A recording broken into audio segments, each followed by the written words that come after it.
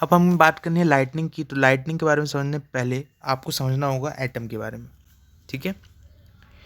तो एटम जो है वो आप ऐसे समझ लीजिए कि जैसे घर कई सारे ईंटों से मिलकर बनता है, वैसे जितनी भी चीज़ें दुनिया में है वो सब छोटे छोटे पार्टिकल से मिलकर बनी है। उन पार्टिकल्स का नाम है एटम्स।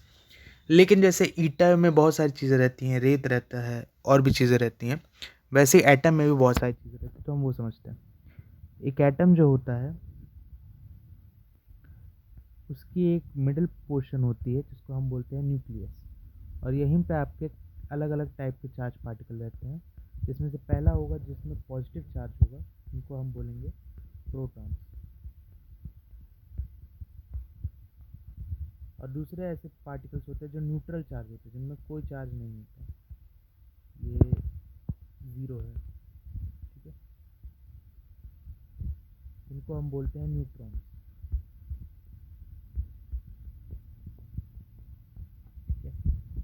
और एटम के इर्द गिर्द, इस न्यूक्लियस के इर्द गिर्द कई सारे और छोटे छोटे पार्टिकल्स घूमते रहते हैं, इनको हम बोलते हैं इलेक्ट्रॉन्स, ठीक है।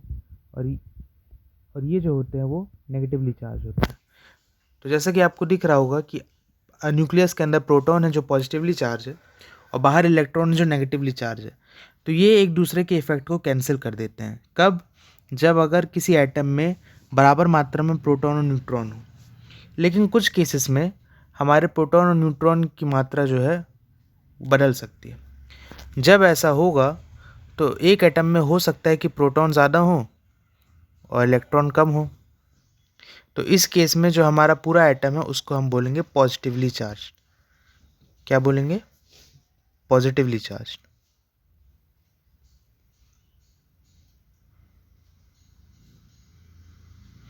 क्योंकि यहाँ पे पॉजिटिव चार्ज नेगेटिव चार्ज से ज़्यादा है, ठीक है।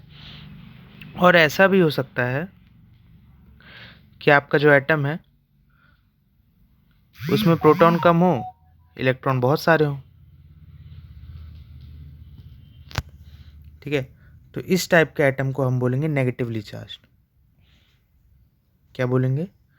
Negatively charge. अब आपको एक चीज़ ध्यान रखनी है कि अपने आप में कोई भी एटम कभी भी पॉजिटिवली या नेगेटिवली चार्ज नहीं रहना चाहता।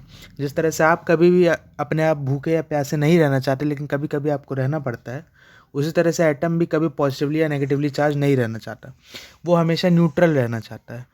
तो अगर कोई पॉजिटिवली चार्ज एटम है तो वो कोशिश करेगा कि वो कहीं से और इलेक्ट्रॉन लेते आए, और अगर कोई नेगेटिवली चार्ज एटम है तो वो कोशिश करेगा कि वो कहीं से और, प्रोटॉन वैसे मूव नहीं करते, तो वो कोशिश करेगा कि जो उसके एक्स्ट्रा इलेक्ट्रॉन्स है वो इनको कहीं बाहर कर दे, ठीक है। चलिए यही कारण है कि जब आपके पास एक पॉजिटिवली चार्ज एटम और एक नेगेटिवली चार्ज एटम होगा तो दोनों आपस में मिल के कोशिश करेंगे कि एक दूसरे को न्यूट्रल कर लें, और इसी कारण से हमें मॉलिक्यूल्स मिलते हैं। आगे देखते हैं।